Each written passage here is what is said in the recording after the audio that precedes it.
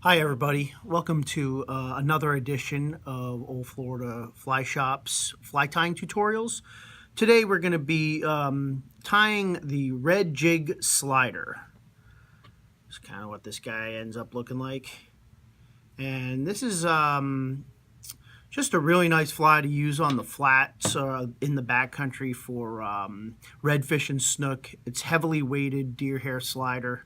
It's going to have a lot of movement with the rabbit tail, and it's going to push a lot of water with the deer hair head.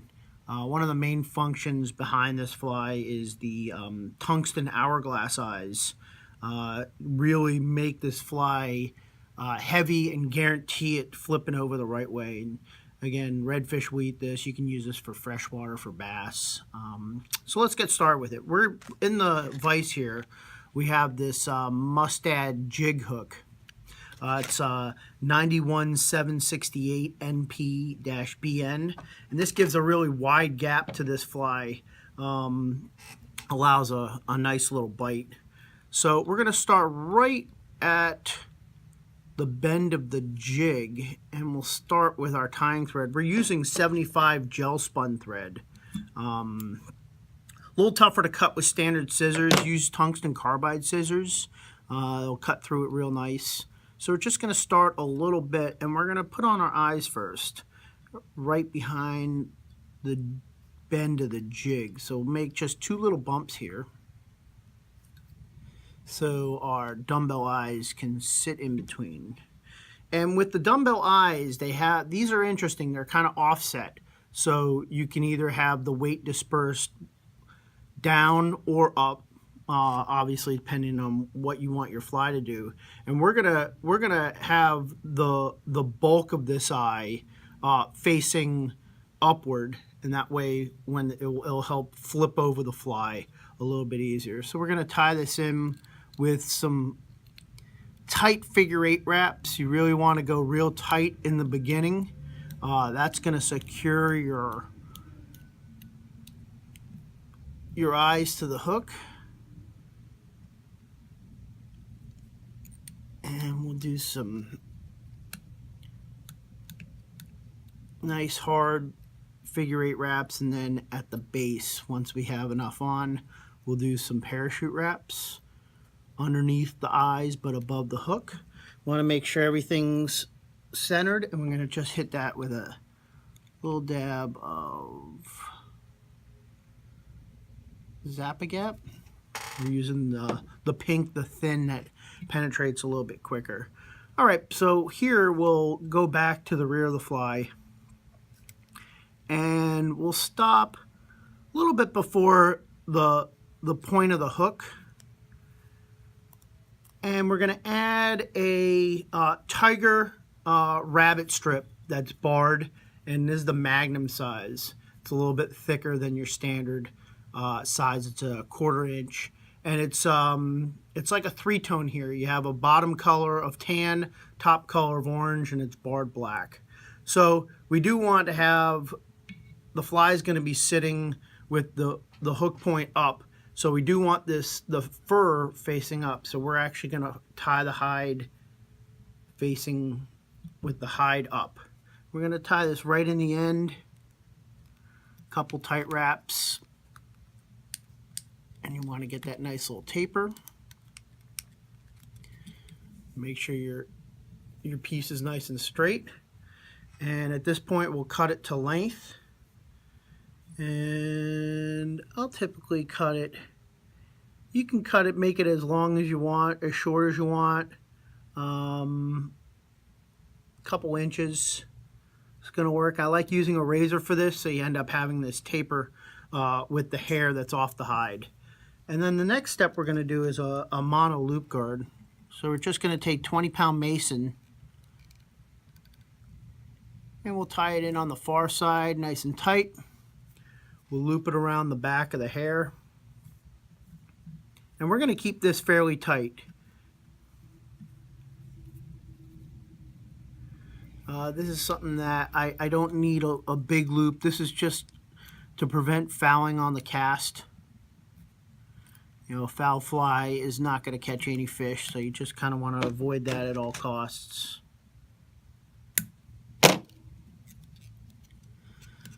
All right.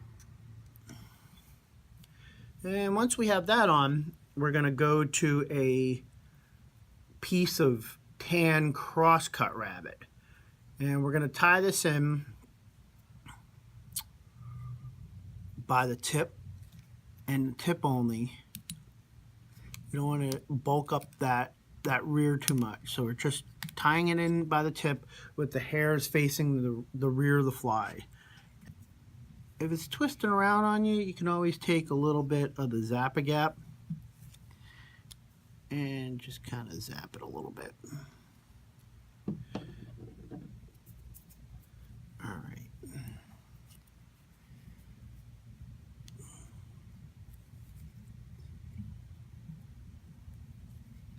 And we do want to advance as we're moving this rabbit forward. We don't need a lot of room for the deer hair. And at this point, if you wanted, I don't put any flash in this fly. I'll just use this as an all-natural fly.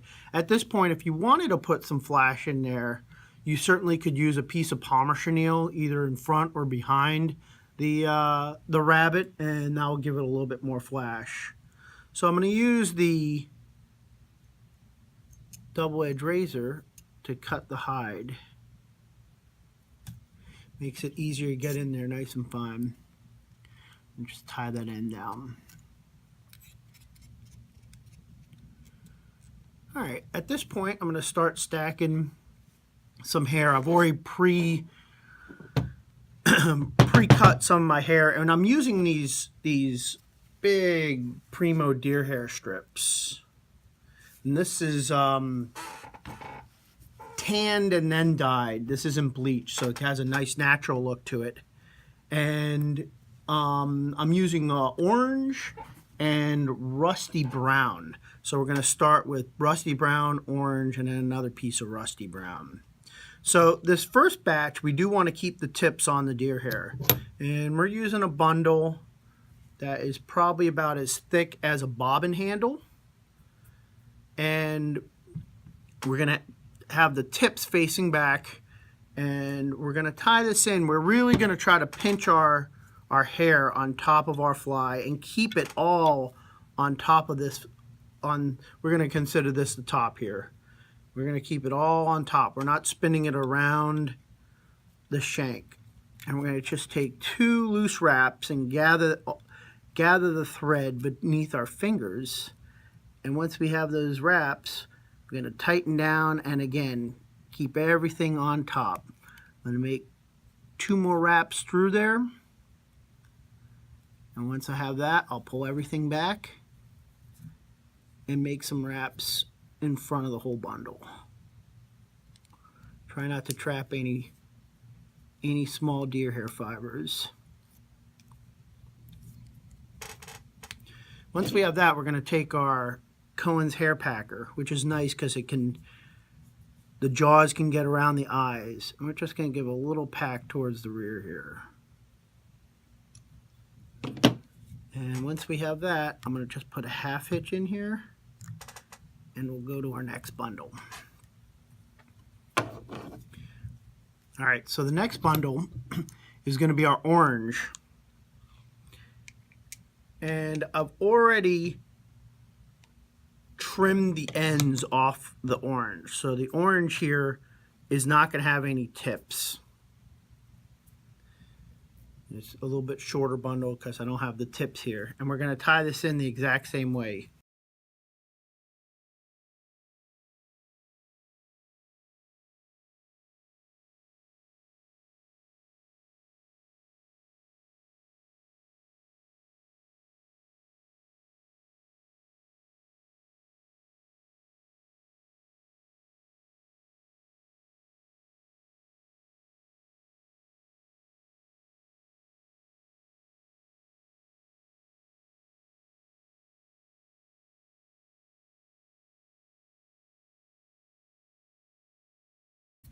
And I'm going to pack just a little bit more hair on the front of this. I just lost a little bit too much. So let's just cut a little bit off.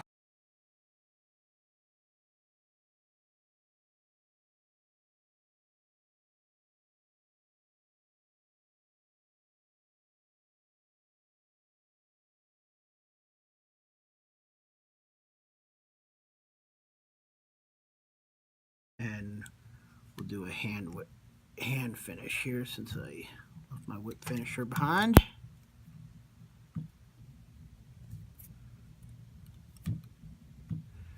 All right. So at this point, we'll go ahead and cut our deer hair. And we're going to take our double edge razor, and the first thing we'll start off is with the bottom, with any pieces that have kind of come over the top. And this one's looking pretty good. And then we're going to come in straight from the front, and we'll go tight to the eyes, and be careful of not getting the hook eye caught in the middle of the razor. And we're going to just wobble it back and forth and just take a high angle with it. Clear all that out of there. Cut the side.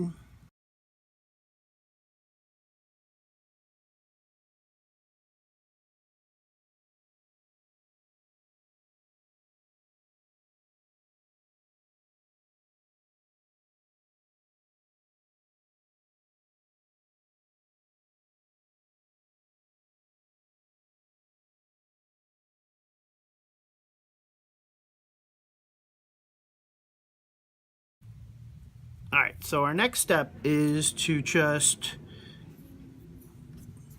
stick on our eyes. I'm going to take a little bit of the Zap-A-Gap and just put it right on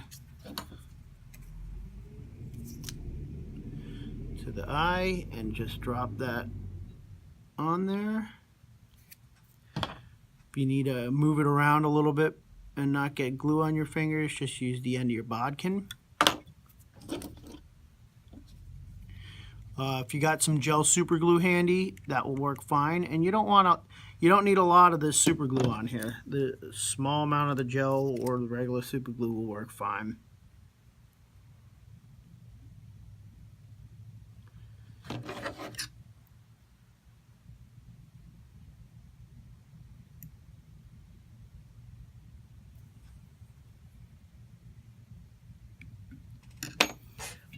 All right, those eyes are 3/16 3D eyes.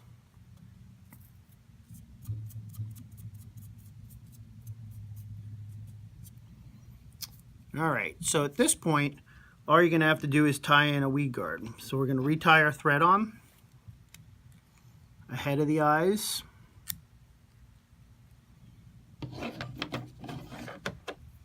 I don't leave the thread on there because it makes it very difficult to cut the deer hair. All right, I've taken 20-pound mason, and I'm going to just flatten the end, push up and put memory. This is a flathead. The jaws on these are flat, so give a little bit of a hockey stick shape to it. Once I have one of those tied, I'm going to just put it in the corner so it's at a 45-degree angle. And I'll do one side and then I'll do another. And it's typically easier to have a bunch of these weed guards prepped. You know, cut them out at 1 inch and go ahead and do all your flattening, and then you'll have put them in a bag, you'll have them ready to tie. And we'll do this one on the other side.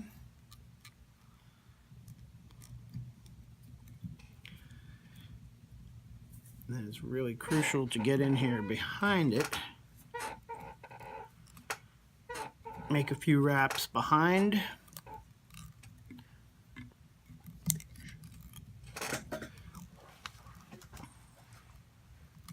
And make sure that's nice and up high, sticking straight up. And then you're going to cut one side about halfway from the tip to the barb, and hold them together and cut them. And then I'm going to take and just do a whip finish.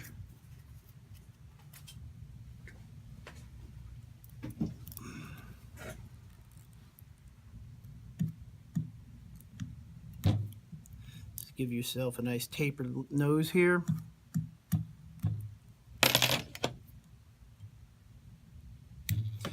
And last thing I'm going to do is just hit it with a little bit of Zap-A-Gap. And there is your finished Red Jig Slider. Thanks for watching. Really appreciate it.